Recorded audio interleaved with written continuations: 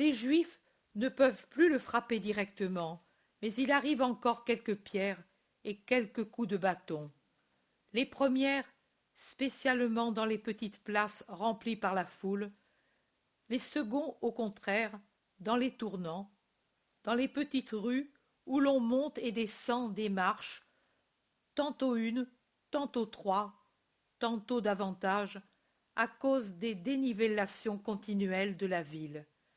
Là, nécessairement, le cortège ralentit, et il y a toujours quelques volontaires qui défient les lances romaines pour donner un nouveau coup au chef-d'œuvre de torture qu'est désormais Jésus. Les soldats le défendent comme ils peuvent, mais, même en le défendant, ils le frappent parce que les longs manches des lances brandies en aussi peu d'espace le heurtent et le font buter.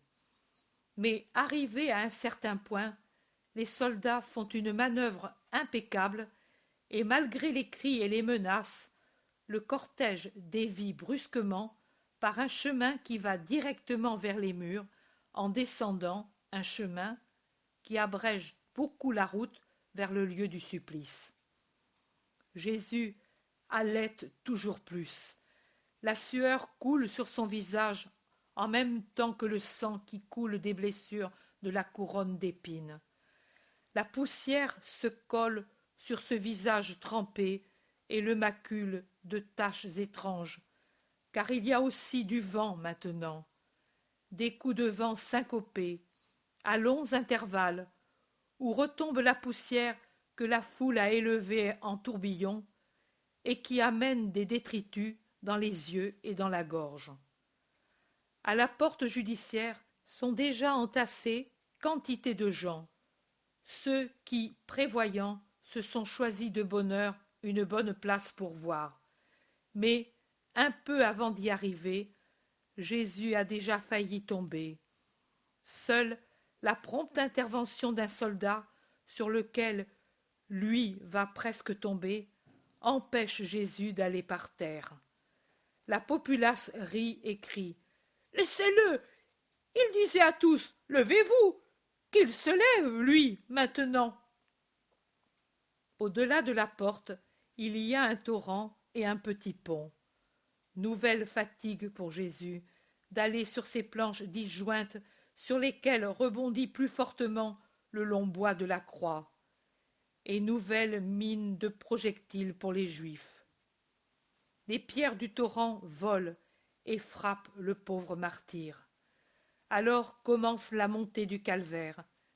Un chemin nu, sans un brin d'ombre, avec des pierres disjointes qui attaquent directement la montée. Ici aussi, à l'époque où je lisais, j'ai lu que le calvaire n'avait que quelques mètres de hauteur. Possible, ce n'est certainement pas une montagne, mais c'est une colline, et certainement pas plus basse qu'est par rapport à Lung'Arni, le mont aux Croix, là où se trouve la basilique de Saint-Miniato à Florence. On dira, oh, c'est peu de chose. Oui, pour quelqu'un qui est sain et fort, c'est peu de chose. Mais il suffit d'avoir le cœur faible pour sentir si c'est peu ou beaucoup. Je sais qu'après avoir eu le cœur malade, même alors qu'il s'agissait d'une forme bénigne, je ne pouvais gravir cette pente sans souffrir beaucoup, et je devais m'arrêter à chaque instant, et je n'avais pas de fardeau sur les épaules. Et je crois que Jésus avait le cœur très malade, surtout après la flagellation et la sueur de sang. Et je ne considère rien d'autre que ces deux choses. Jésus éprouve donc une douleur aiguë dans la montée, et avec le poids de la croix, qui, longue comme elle l'est, doit être très lourde. Il trouve une pierre qui dépasse, et, épuisé comme il l'est, il lève trop peu le pied, il bute et tombe sur le genou droit, réussissant pourtant à se relever à l'aide de la main gauche. La foule pousse des cris de joie. Il se relève, il avance de plus en plus courbé et haletant, congestionné fiévreux. L'écriteau qui cahote devant lui gêne la vue, et son long vêtement, maintenant qu'il avance courbé, traîne par terre, par devant, et gêne sa marche. Il bute de nouveau, et tombe sur les deux genoux, en se blessant de nouveau là où il est déjà blessé. Et la croix qui échappe de ses mains et tombe, après lui avoir frappé fortement le dos, l'oblige à se pencher pour la relever et à peiner pour la mettre de nouveau sur ses épaules.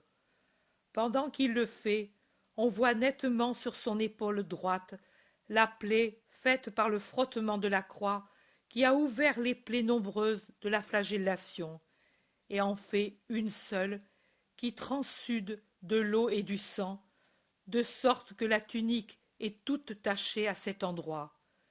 Les gens applaudissent même, heureux de ces chutes si mauvaises. Longin incite à se hâter, et les soldats, à coups de plat de dague, invitent le pauvre Jésus à avancer. On reprend la marche avec une lenteur de plus en plus grande, malgré tous les efforts. Jésus semble tout à fait ivre, tant sa marche est chancelante, et il heurte tantôt l'un, tantôt l'autre des deux rangs de soldats, occupant toute la route. Les gens le remarquent et crient « Sa doctrine lui est montée à la tête! Vois comme il titube !» Et d'autres, qui ne sont pas du peuple, mais des prêtres et des scribes, ricanent. « Non, ce sont les festins dans la maison de Lazare qui encore lui montent à la tête. Ils étaient bons. Maintenant, mange notre nourriture. » Et d'autres phrases semblables. Longin, qui se tourne de temps en temps, a pitié et commande une halte de quelques minutes. Et il est tellement insulté par la populace que le centurion ordonne aux troupes de charger. Et la foule lâche devant les lances qui brillent et menacent, s'éloigne en criant et en descendant çà et là sur la montagne. C'est ici que je revois sortir de derrière des décombres, peut-être de quelques murets éboulés, le petit groupe des bergers, désolés, bouleversés, poussiéreux, déchirés. Ils appellent à eux le maître par la force de leur regard. Et lui tourne la tête, les voit. Il les fixe comme si c'étaient des visages d'anges, paraît se désaltérer et se fortifier de leurs pleurs, et il sourit. On redonne l'ordre d'avancer, et Jésus passe juste devant eux et entend leurs pleurs angoissés.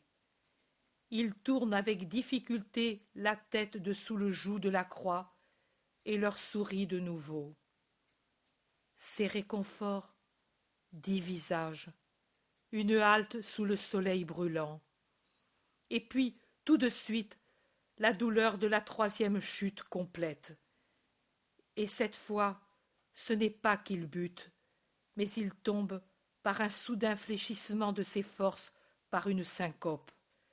Il s'allonge en se frappant le visage sur les pierres disjointes, restant dans la poussière, sous la croix retombée sur lui. Les soldats essaient de le relever, mais comme il paraît mort, ils vont le rapporter au centurion. Pendant qu'ils vont et viennent, Jésus revient à lui, et lentement, avec l'aide de 2 soldats, dont l'un relève la croix et l'autre aide le condamné à se mettre debout, il reprend sa place. Mais il est vraiment épuisé. « Arrangez-vous pour qu'il ne meure que sur la croix !» crie la foule. « Si vous le faites mourir avant, vous en répondrez au proconsul. Souvenez-vous-en. Le coupable doit arriver vivant au supplice, » disent les chefs des scribes aux soldats. Ceux-ci les foudroient de leurs regards féroces, mais, par discipline, ne parlent pas.